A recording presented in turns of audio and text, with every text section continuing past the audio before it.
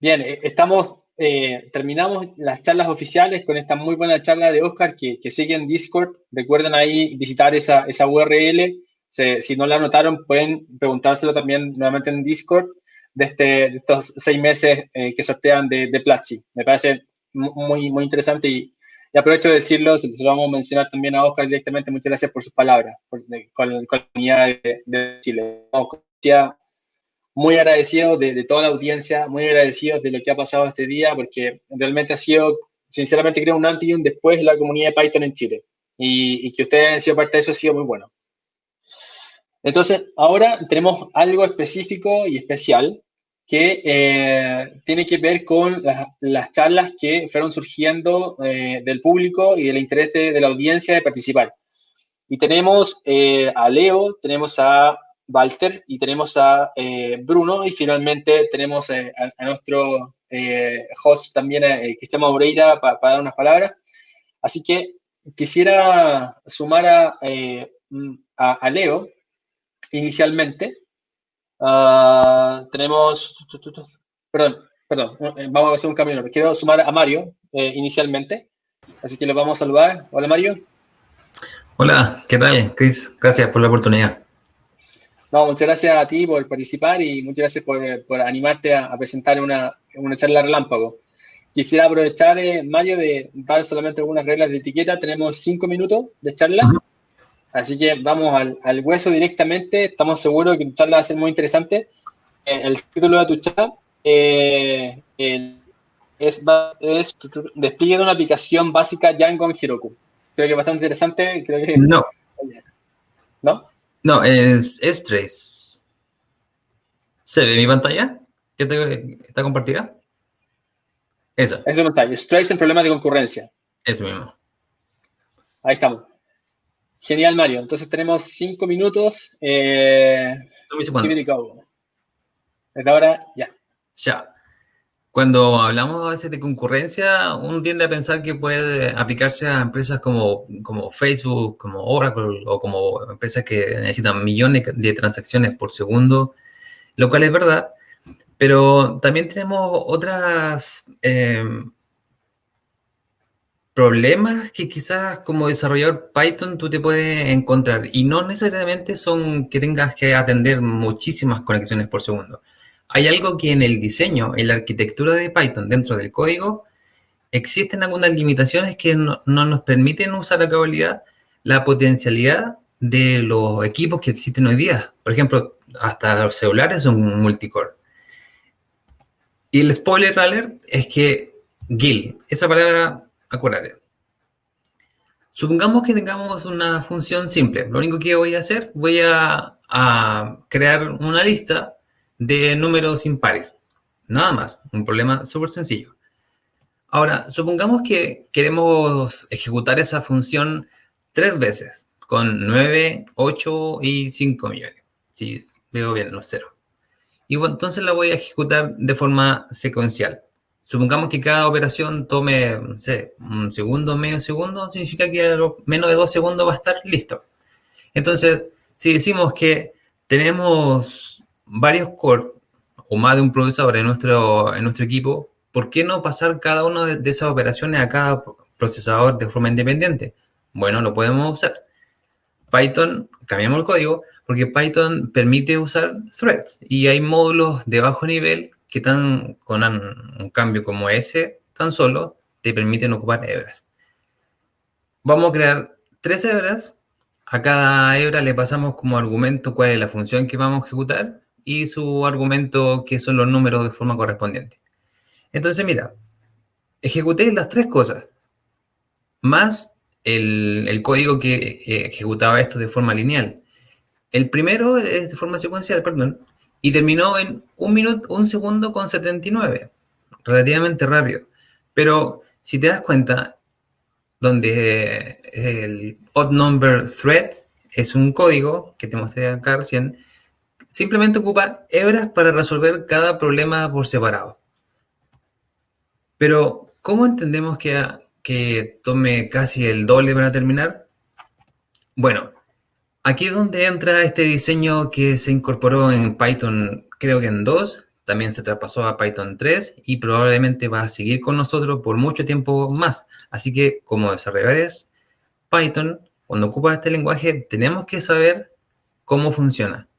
Y es simplemente como eso. De hecho, no es nada más que eso. Una de los por qué Python es tan popular es porque cualquiera puede crear una extensión, ocupar el GIL en Python y simplemente utilizarlo cuantas veces uno quiera.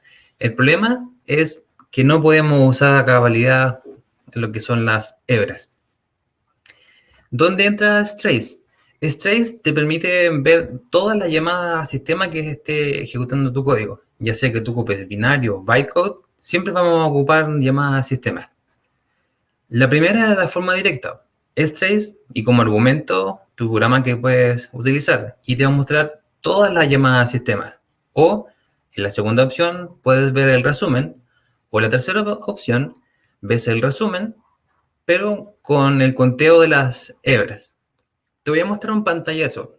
Quizá si es primera vez que lo veas, se va a ver un poco feo. Pero mira, por honor al tiempo, solamente preocúpate en la primera y en la última columna. La primera columna es el porcentaje de tiempo que, si vas a la última columna, cada llamada a sistema estuvo funcionando. O sea, el 36% del tiempo hubieron la llamada break y nummap. Mira al contrario lo que pasa con cuando llamamos a thread. Casi el 100% del tiempo tu programa o el programa solamente estuvo bloqueando. Entonces, te sugiero de que aprenda un poco más de lo que es el GIL si no lo conoces, porque es algo que todos como desarrolladores de Python tenemos que tenerlo pero súper presente. Y eso era. Bueno, Mario, muchas gracias. Muy interesante tu charla. Si gusta también compartirla en los canales de Discord.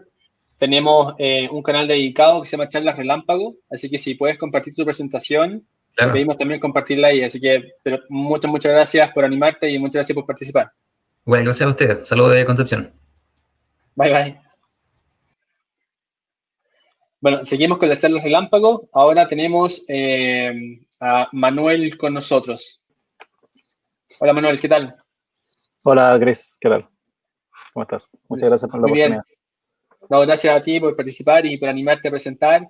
¿De dónde nos visita? ¿Dónde está?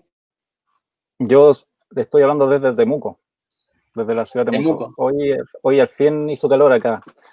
Sí. Sí. Sí, esta más o menos fuerte el calor. Y nosotros como estamos en el sur no estamos tan acostumbrados al calor como en Santiago, más al norte. Pero bueno, sí. Bueno, sí, porque mejoran los ánimos. Sí, alegre. Bueno. Exactamente. Sí. No, y estaba medio perdido porque de hecho vi un link y lo pinché y aquí estoy. Sí, no alcancé a hacer presentación y todo, pero en todo caso lo que yo voy a presentar no requiere tener una presentación. Quise hacerlo así para que se den cuenta lo fácil que es lo que les voy a explicar. Perfecto.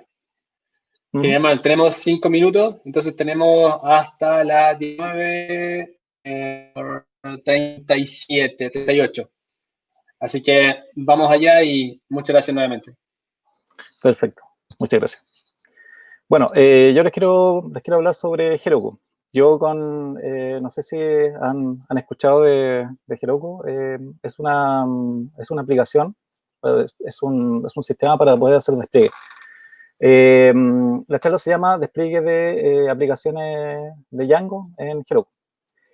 Generalmente, cuando uno empieza a trabajar con Python en el ambiente web, una de las primeras consultas que uno se hace es cómo poder después desarrollar mi sitio bonito, todo bien, pero ¿dónde lo despliego finalmente? Porque si bien el local funciona perfecto, con el manage.py te genera un mini servidor y lo puedo correr y funciona súper bien, pero ¿cómo ahora muestro mi aplicación al mundo? ¿Cómo entrego mi información al mundo? Entonces, frente a esa situación, yo probé varias opciones, probé distintas opciones, probé Python Anywhere, también muy bueno, probé el App Engine de Google Cloud, también buenísimo, Kubernetes, probé Zappa también de AWS, hay distintas opciones, como porque lo que pasa es que no tiene sentido armar toda una infraestructura para mostrar una aplicación o para hacer un demo, ¿ya? Entonces, yo con Heroku al principio sufrí mucho por las configuraciones y todo, y después de a poquito le empecé a agarrar cariño. Y les quiero demostrar que Heroku es muy simple para poder lanzar su aplicación, ¿ya? Lo primero que tienen que hacer es ir al sitio de Heroku, crearse una cuenta, ¿ya? Y si pueden, o sea, sería lo ideal que se bajen el CLI de Heroku, ¿ya? Tiene una app que es multiplataforma, ¿ya? En mi caso yo estoy en Mac, así que lo voy a... no nos da el tiempo, vamos a hacerlo cortito, como se dice. Le voy a entrar a mi cuenta, ¿ya? Yo tengo varias aplicaciones corriendo en Heroku, ¿ya? Varias aplicaciones que tengo desplegadas, ¿ya? Espero que no me falle Heroku ahora. ¿Funciona bien? Ya, perfecto. Ya. Ya. Acá, bueno, tengo 4 aplicaciones de esto. La cuenta de Heroku gratuita permite hasta 5 aplicaciones, ¿ya? Entonces dejé borré una para poder mostrar ahora la Heroku con Tibay, ¿ya? Y vamos a hacer un pequeño espacio para aquí en Heroku. Vamos a colocarle demo. Ya, creamos nuestra app. ¿Ya? Y ya tenemos el espacio reservado en Heroku para poder montar ahora nuestra aplicación que tenemos local, ¿ya? Para aplicación local, yo hice una pequeña aplicación en Django mientras estaba preparando esto, ¿ya? Súper sencilla, súper sencilla. Lo que yo les quiero mostrar acá es que lo único que necesitan ustedes configurar diferente, ¿ya? Es que ustedes tienen que modificar en el setting los hosts permitidos, ¿ya? Aquí ustedes tienen que agregar demoday heroku.com, que es la app que ustedes están creando, perdón, el Dino que están creando en Heroku, ¿ya? Y otra cosita, otro detalle que tienen que crear acá es un archivo procfile, ¿ya? El procfile lo único que hace es que este va a ser el Dino con el que voy a trabajar, ¿ya? Este va a ser el servidor de Unicorn, que también tenemos que instalarlo dentro de los requerimientos, debe apuntar eso y debe decirle a Heroku que este va a ser el canal web por donde yo voy a lanzar mi app. ¿Ya? No sé si estoy ocupando poco lenguaje técnico, ¿ya? Y tienes que tener un archivo requirement.txt, ¿ya? Donde lo único que tengo yo es Django. Cuando instalé Django se me instalaron estas 4 dependencias, ¿ya? Y la única adicional es Unicorn, ¿ya? Perfecto. Con eso, nada más. Ahora, lo que necesitamos es simplemente seguir las instrucciones que nos da acá nuestro espacio que nosotros creamos acá, ¿ya? Lo vamos a hacer en vivo, rapidito, ¿ya? Porque se me está acabando el tiempo. Ya, lo primero que nos va a pedir la CLI es loguearnos. Yo ya estoy logueado actualmente, entonces eso lo veamos, ¿ya? Actualmente estoy dentro del proyecto, ¿ya? Vamos a cargar el punto. Vamos a hacer primero, vamos a ver si tengo. Voy a borrar primero mi. Creo que delante.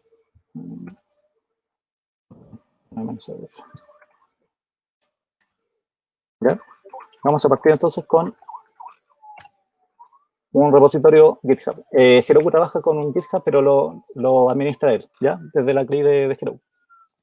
Ya, después vamos a copiar y pegar esto tal cual. ¿Ya? ¿Ya? Con esto le decimos a Heroku que, perdón, le digo, mi app va a apuntar ahora al repositorio del Git que tiene Heroku, ¿ya? Y después hago un primer commit, ¿ya? Punto, ¿ya? Como el commit. First commit. ¿Ya? Comité toda mi app y hacemos el push, ¿ya? Lo entretenido de esto es que nosotros vamos a ver inmediatamente si algo nos falla cuando hagamos el git push, ¿ya? Entonces va a ser el build, nos construye el Dino, y empieza a construir nuestro contenedor con las especificaciones que nosotros dimos en nuestro requirements.txt. ¿Ya? Vamos rapidito. Se me queda menos tiempo. Y falló una pequeña cosa. Ya, pero falló ¿por qué? Porque no tenemos preparados los press static. Pero esto copiamos y pegamos.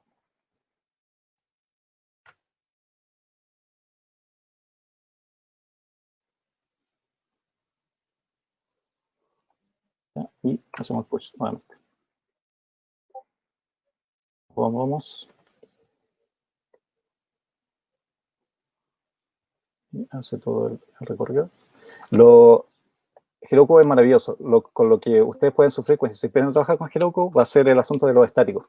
¿Ya? Los estáticos van a tener que manejar, no van a tener que googlear por ahí cómo poder solucionar ese problema.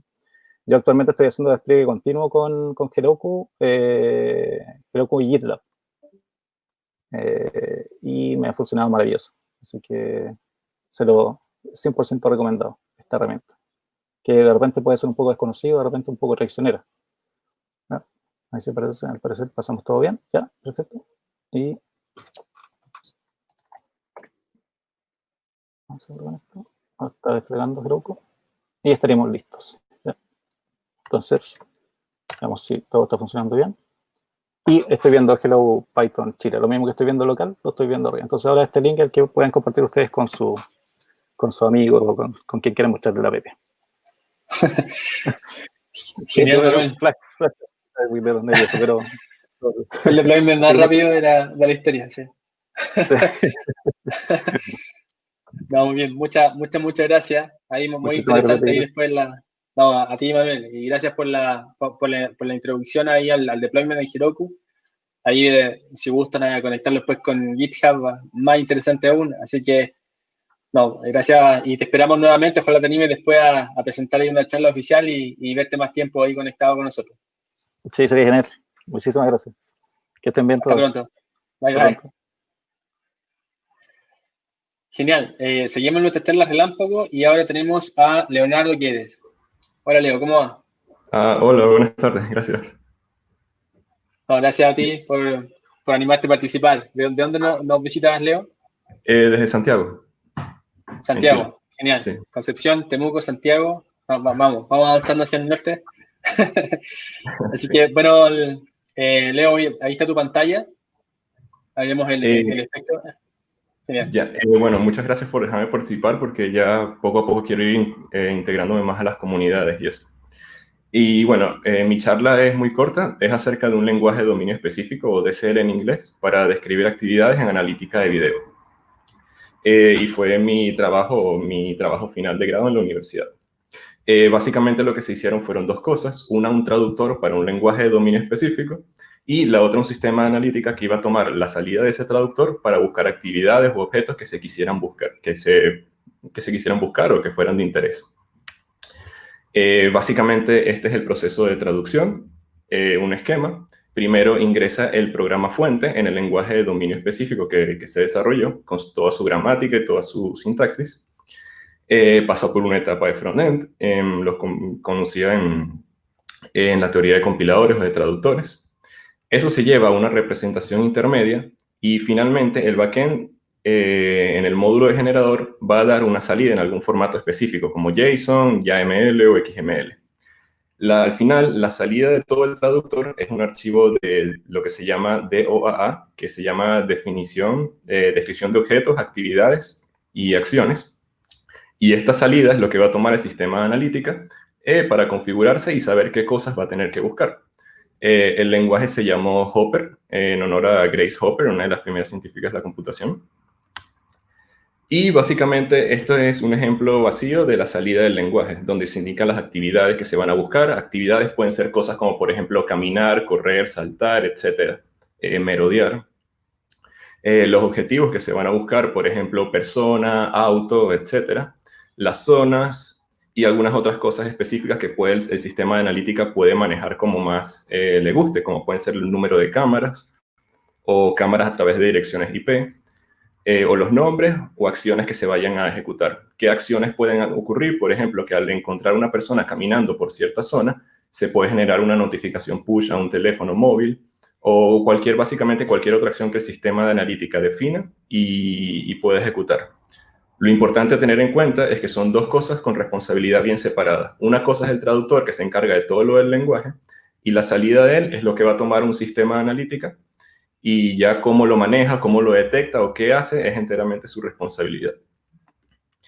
Y aquí hay un archivo de salida más completo donde se indican las actividades que se pueden buscar, las propiedades, por ejemplo, camisa o pantalones, y los valores para cada una de esas propiedades, por ejemplo, camisa roja, verde, azul, etc. Algunos ejemplos de zonas, por ejemplo, direcciones IP para las cámaras. Y el caso de estudio completo que se construyó, aquí hay un esquema general donde el programa fuente ingresa al traductor, genera la salida que ya mencioné antes y eso va al sistema de analítica de video. Él va a ir mostrando la imagen en pantalla, que las captura a través de la escena con una cámara y puede ejecutar las acciones que considere necesarias, como alertas, notificaciones o tomar una captura de pantalla, etc.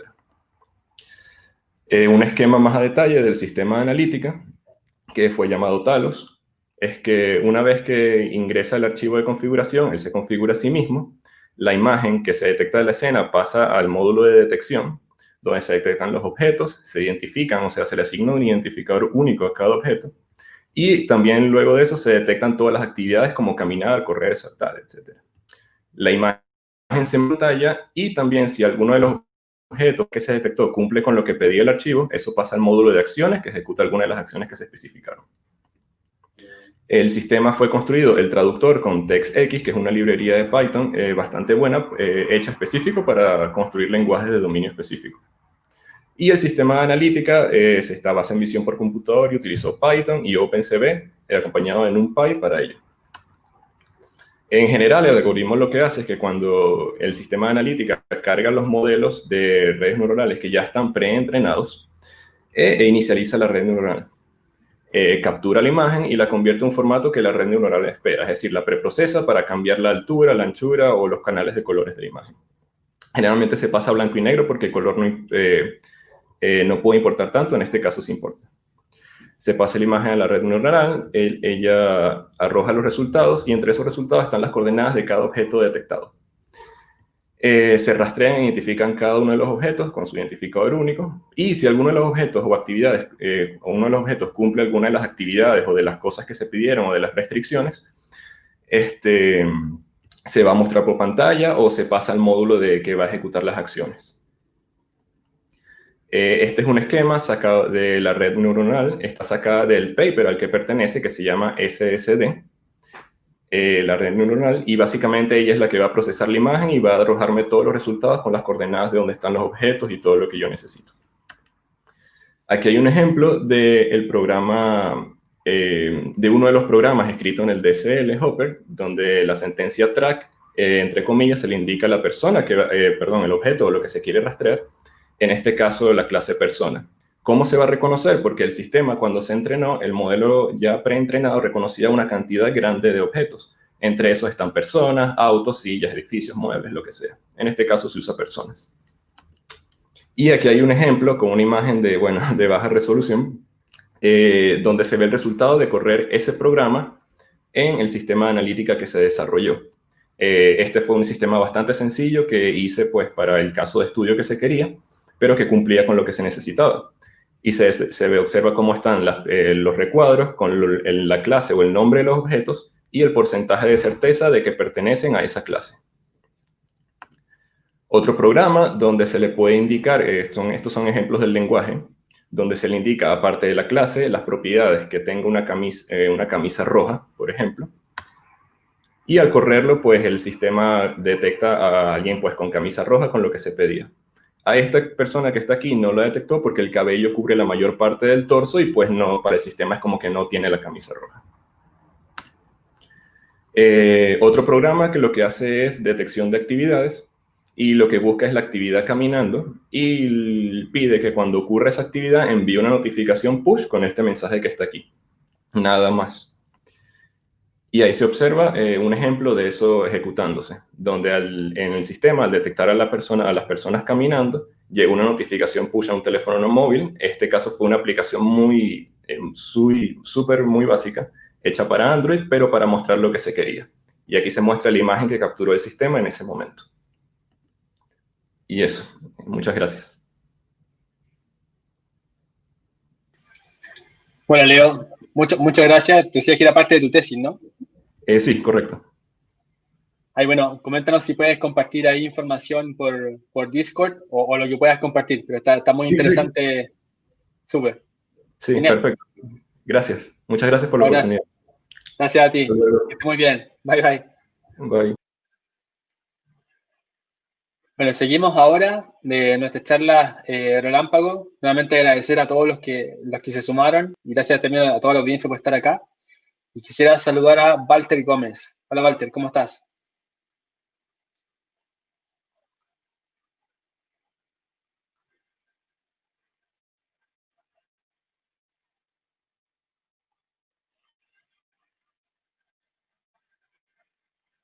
¿Me escuchan bien?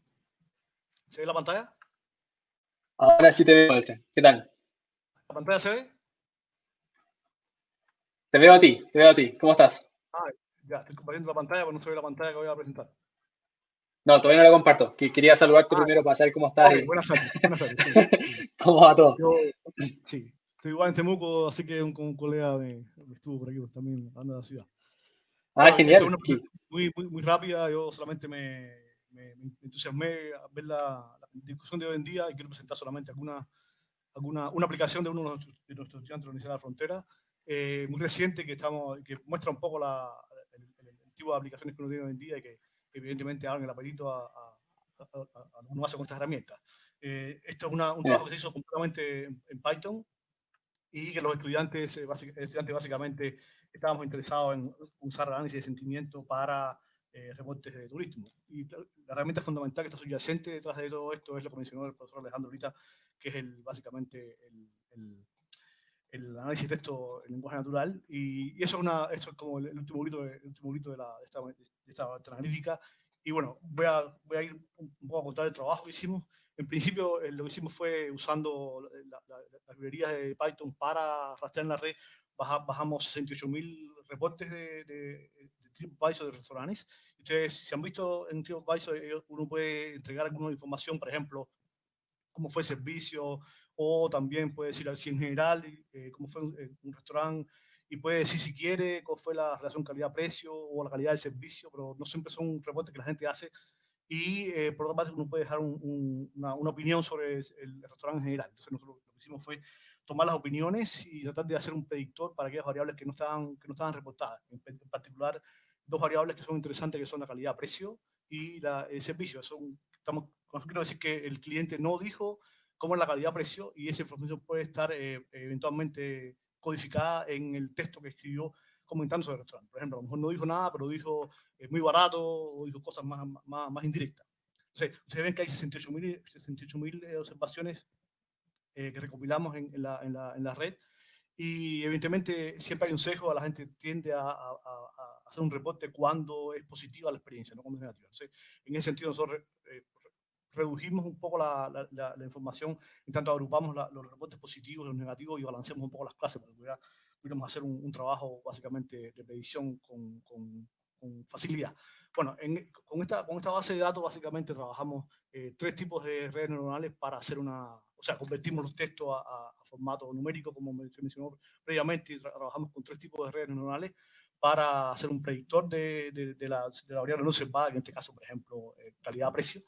Y bueno, lo que se ve aquí, voy a referirme solamente a las tortas. Las tortas son básicamente qué es lo que se observa en realidad en los datos que están reportados, y lo que está a la derecha es básicamente qué es lo que la red trató de predecir.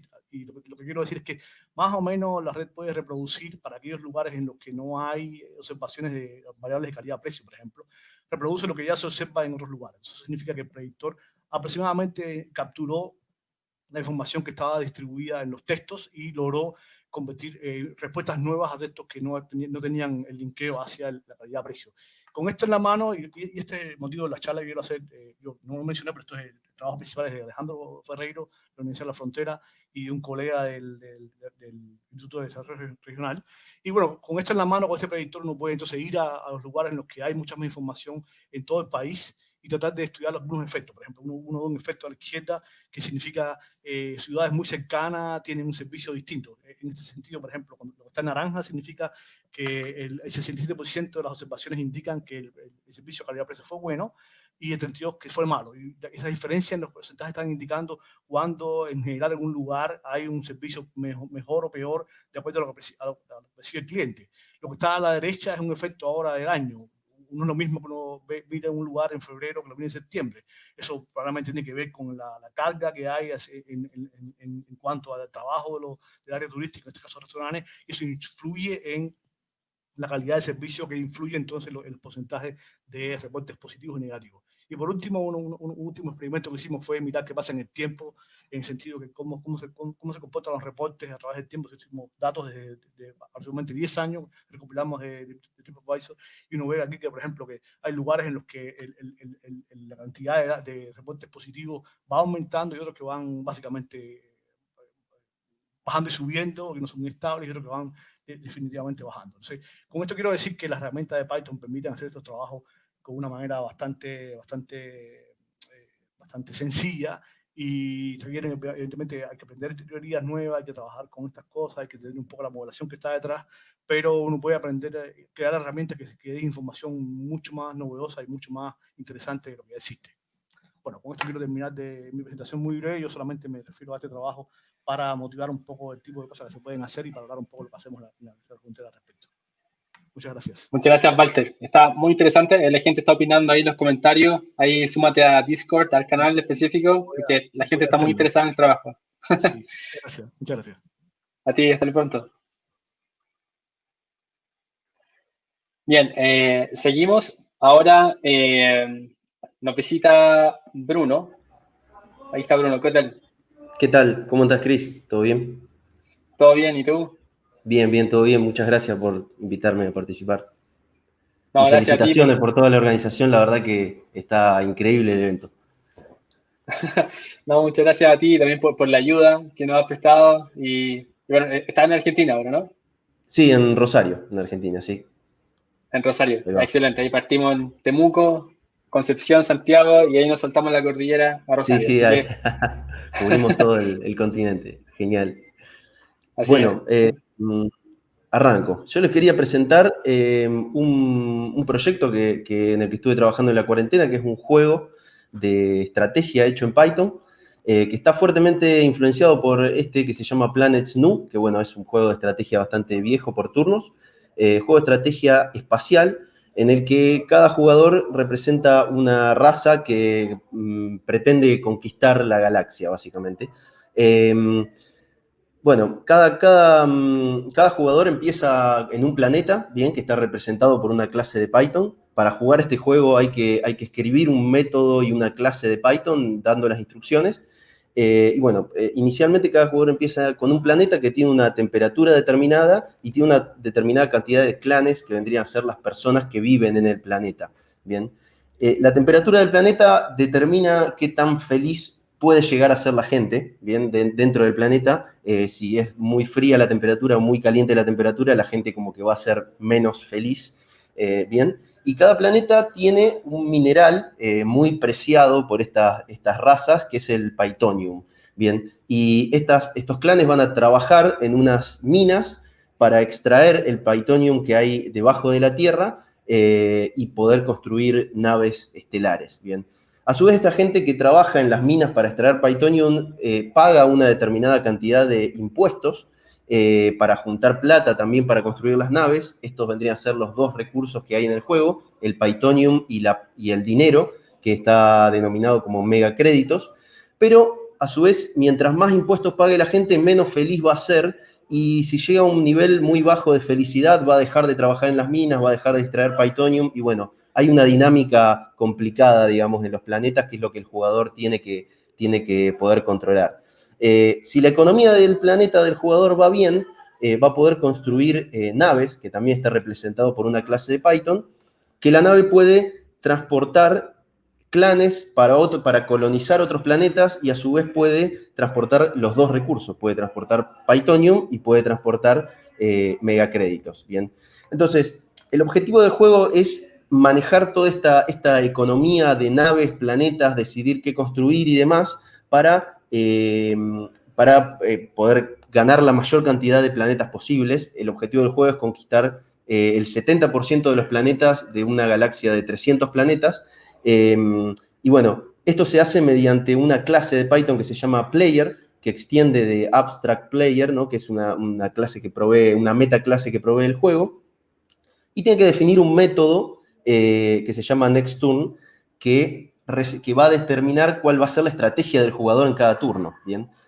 Este método NextTurn recibe una instancia de una clase que se llama Galaxy, que básicamente es el universo conocido por el jugador. Todos los planetas y todas las naves que conoce el jugador van a estar contenidas en esta instancia, a la que el jugador le va a poder preguntar cosas sobre los planetas y tiene distintos métodos para recibir información sobre qué planetas existen, cuáles son mis naves, qué planetas están cerca, etcétera, para poder plantear la estrategia.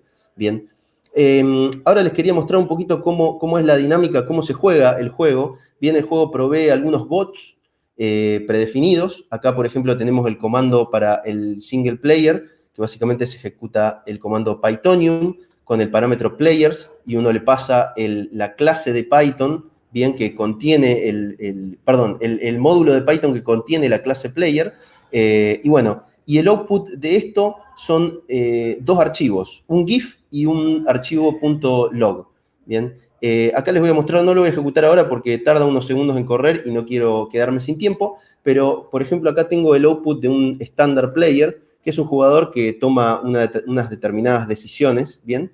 Y bueno, lo blanco son los planetas que no están colonizados, lo azul son los planetas del jugador, y se ven unas circunferencias que se van moviendo, que esas son las naves, que ven que van conquistando distintos planetas, llevando clanes y demás, y cada vez aparecen más naves, que se ven acá en el score, ¿no? Cómo va construyendo naves el jugador y cómo va ganando más planetas. Ahí, cuando ya llegó al 70% de los planetas, jugador ganó en 96 turnos, y bueno, ese es uno de los outputs del juego, ¿bien? A su vez, el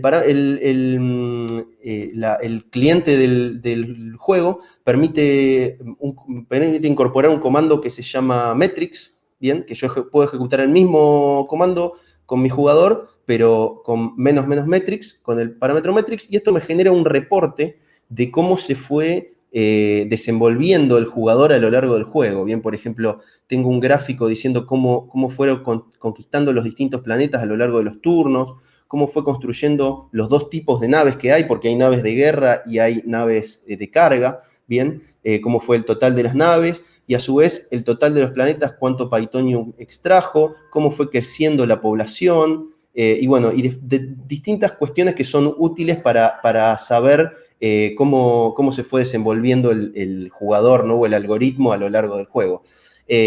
También tiene un modo multiplayer que se puede jugar de hasta 2 jugadores. Acá tengo un ejemplo, por ejemplo, en donde hay un jugador, a ver, está, hay un jugador que construye naves de guerra y de carga, y hay un jugador que solo construye naves de carga, que es el rojo es No Fight Inc., que solo construye naves de carga. Y bueno, cuando 2 naves de distintas razas llegan a un mismo punto, hay una resolución de conflicto, ¿no es cierto? Hay una batalla, que para eso están las naves de guerra. Ahí si vieron un campanazo amarillo es porque hubo una batalla. Y bueno, como era de esperarse, el jugador que construye naves de guerra le ganó en este caso. Y bueno, así también pueden jugar contra otros algoritmos de otras personas. Y el reporte acá en este caso tiene 2 líneas. Bien, si nos fijamos acá, uno de los jugadores cayó la cantidad de planetas, en el otro creció, y demás tenemos las estadísticas de combate, los planetas conquistados por la fuerza, los clanes que murieron y demás, distintas cuestiones. No sé cómo estoy de tiempo, pero aquí se puede ver un ejemplo de los jugadores que acabamos de ver en esta clase Abstract Player, que define este método NextTurn que habíamos visto. Y esto era lo que les mencionaba, que la instancia Galaxy tiene toda la información del universo conocido por el jugador. Por ejemplo, yo le pido cuáles son las naves de un jugador determinado, que en este caso soy yo mismo, pero podría ser otro jugador, que son mis naves y a su vez mis planetas.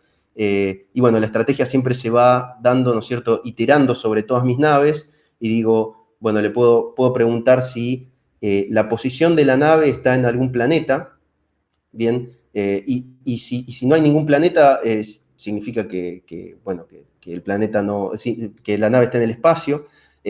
Acá hay unas lógicas para ver si la nave tiene clanes para colonizar planetas y si no, dónde buscarlos. Por ejemplo, en esta línea de acá se aplica un método de la galaxia que dice Nearby Planets, es decir, que le pregunto a la galaxia cuáles son los planetas cercanos a la posición de la nave, ¿no es cierto? Y cuáles de ellos a lo mejor no son míos, ¿no es cierto? Y lo mando a un destino random, mismo con los planetas.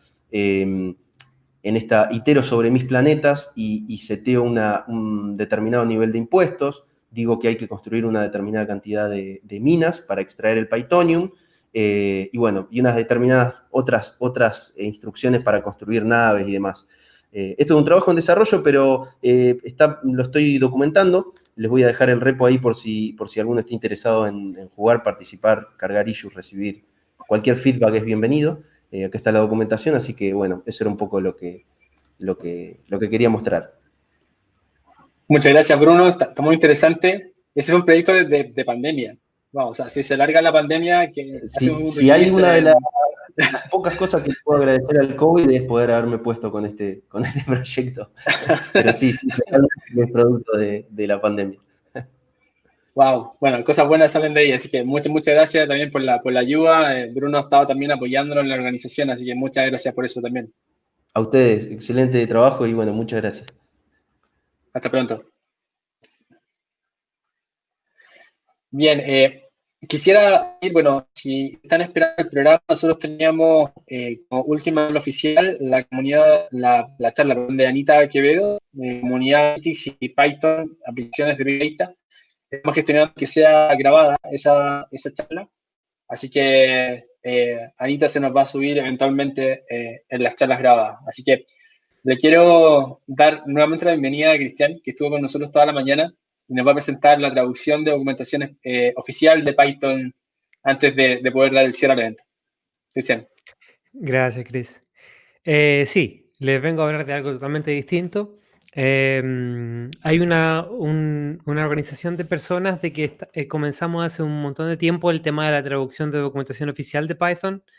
Quizás algunos de ustedes pueden pensar, por documentación que fome, pero es súper importante. Esto constituye lo que es la traducción de realmente la documentación oficial de Python, con lo que es un aporte directamente al código de Python, con lo que no es nada como un proyecto de que, digamos, como un hobby o algo por el estilo, sino que es algo totalmente oficial. Y les quería compartir un poquito de historia. Primero, el inicio del proyecto. Todo comienza porque la comunidad argentina de Python ha sido bastante motivada durante los últimos ya bastante años, y ellos comenzaron a traducir primero lo que es el tutorial de Python. Y una vez con eso, consiguieron la motivación para quizás ir un paso más adelante y poder empezar a traducir todo lo demás. Entonces empezaron una migración a archivos especiales para traducción, que son los archivos .po, que son archivos que nos ayudan de una forma muy fácil a poder traducir todo lo que está en inglés al español. Y esta iniciativa, a pesar de que la idea se haya gestado un poco antes, comenzó oficialmente en mayo del 2020 y solo se demoró un par de meses para poder estar oficialmente aceptada. Obviamente por esto había un montón de requisitos que cumplir, los cuales se cumplieron. Y ahora cada vez que ustedes vayan a la documentación oficial de Python en docs.python.org, pueden ver que arriba hay un combo box con los diferentes lenguajes y español ya aparece como una de ellas desde ya hace un par de meses. Para comenzar a ayudar con la traducción, hay una página oficial bastante interesante que es el Python Docs S, readthedocs.io. Si entran solamente a esa, les va directamente a hacer una redirección a la página principal y ahí hay una sección que es para la contribución. Y ahí pueden encontrar algo que es realmente un espejo de la documentación oficial, pero con una guía de todo lo que es la traducción. Entonces, ¿cómo comienzo la traducción? Este es un proyecto oficial con lo que está dentro de la organización de GitHub de Python, con lo que ustedes se van a github.com/python, python.docs. Luego lo que hacen es hacer un fork.